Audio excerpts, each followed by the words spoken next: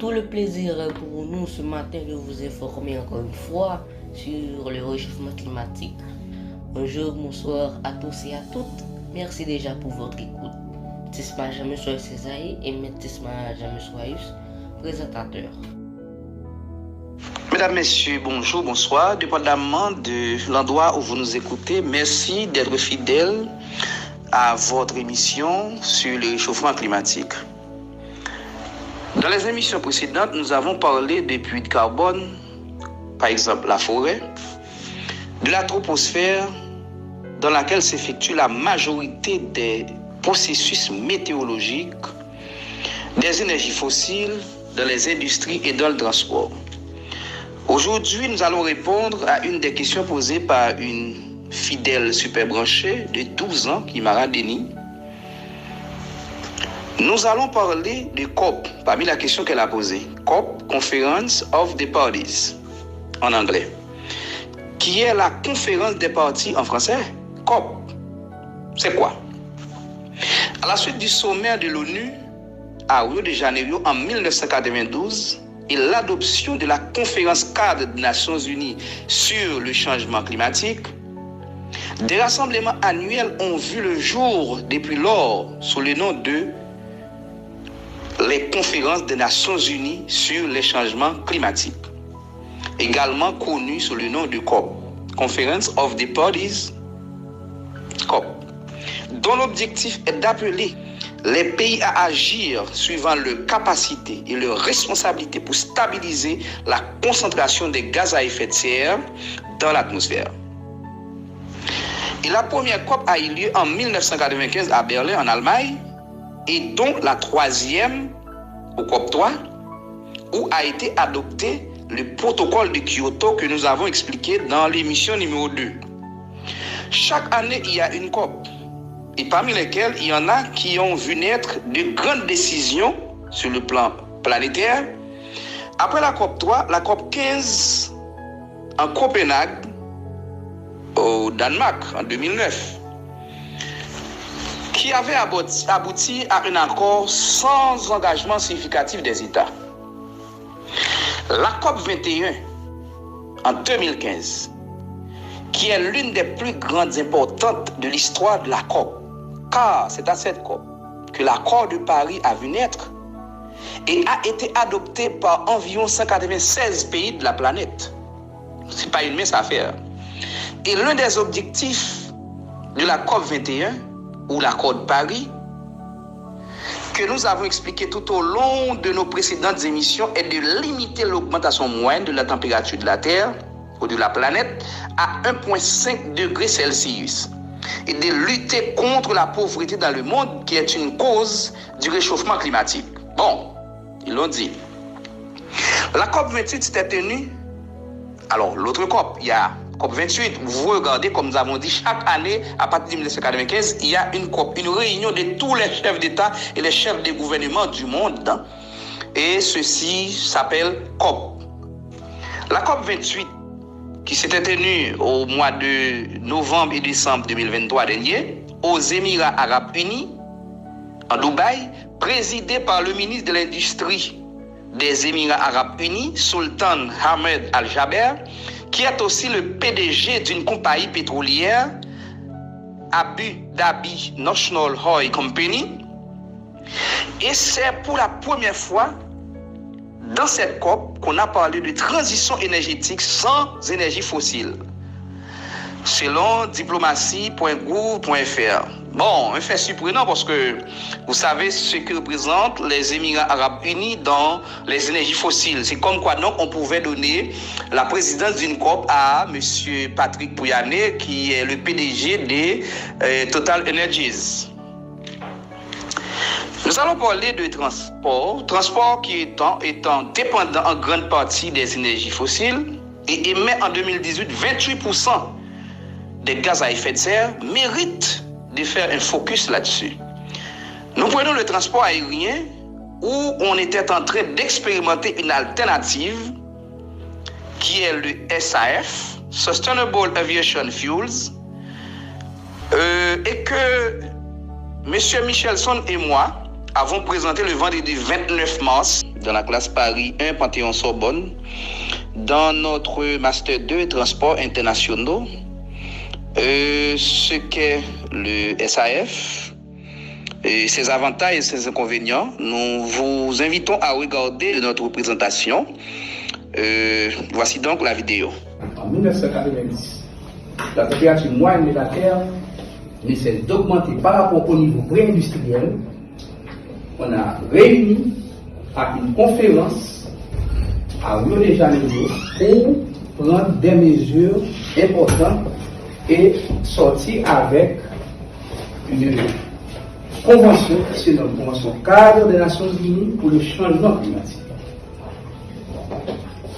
Le changement climatique ou le réchauffement climatique, c'est le fait de remarquer que la température moyenne de la Terre augmente de plus en plus par rapport au niveau pré-industriel.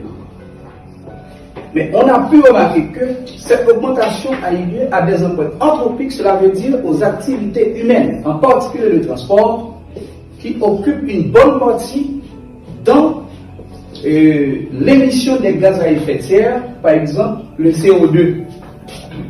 En 2018, l'émission des gaz à effet de serre représente au niveau mondial plus de 29%, dont le transport aérien émet 3%. Maintenant, le transport aérien émet 33% au niveau mondial, ce n'est pas là le problème. Étant donné que c'est un secteur en pleine croissance, ce qui inquiète plus d'eux et les États. Pour cela, il faut faire quelque chose pour éviter l'émission des gaz à effet de serre qui contribuera au réchauffement climatique davantage. Le transport aérien est un secteur très complexe. Étant donné, il est difficile de trouver d'autres carburants alternatifs permettant de faire fonctionner un avion d'une température de la Terre par rapport à la température jusqu'à la troposphère à 10 km. C'est très difficile.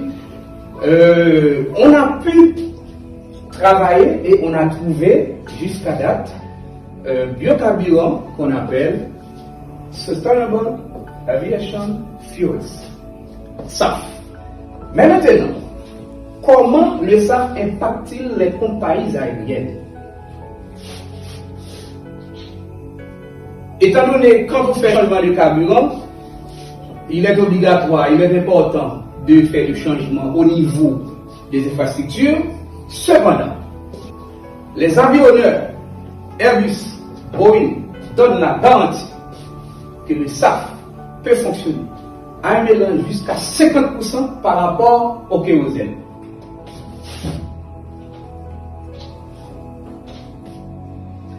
Il est obligatoire et important de réagir par rapport à l'énergie fossile en priorisant le fonctionnement du SAF. Donc, il y a pas mal de règlements qui ont été pris, comme les collègues viennent d'expliquer. CORSIA, qui est un mécanisme mondial permettant de réduire volontaire l'émission des gaz à effet de serre. Il y a l'accord de Paris qu'on considère comme étant un accord universel sur le plan environnemental. Car en 2015, il y a plus de 190 États qui ont signé et qui ont pris des engagements pour limiter l'émission des gaz à effet de serre. L'article 2 de l'accord dit qu'il faut que les pays travaillent pour limiter le réchauffement climatique ou bien l'augmentation moyenne de la température de la Terre au-dessous de 2 degrés, mais ils doivent s'engager à limiter à 1,5 degré Celsius. Quand on regarde le rapport de GIEC, ça inquiète plus d'eux, surtout le 6e rapport. À ce stade, l'Union européenne a pris des initiatives permettant de limiter dans les aéronefs suivant ce petit tableau. Maintenant pour le SAF. Jusqu'en 2025, on doit remplir 2% SAF. En 2030, 6%. 2035, 20%. 2040, 34%, jusqu'à 2045, 42%, 2070, 2050, 70%. En Europe. En Europe, ça c'est un règlement de l'Union européenne. C'est l'Union européenne. Parce que l'Union européenne fixe des objectifs pour qu'on puisse arriver à ce qu'on appelle neutralité carbone. Ça veut dire que la quantité de carbone émise par les activités humaines doivent être absorbées par nos flux de carbone, qu'ils soient des puits naturels ou des puits artificiels.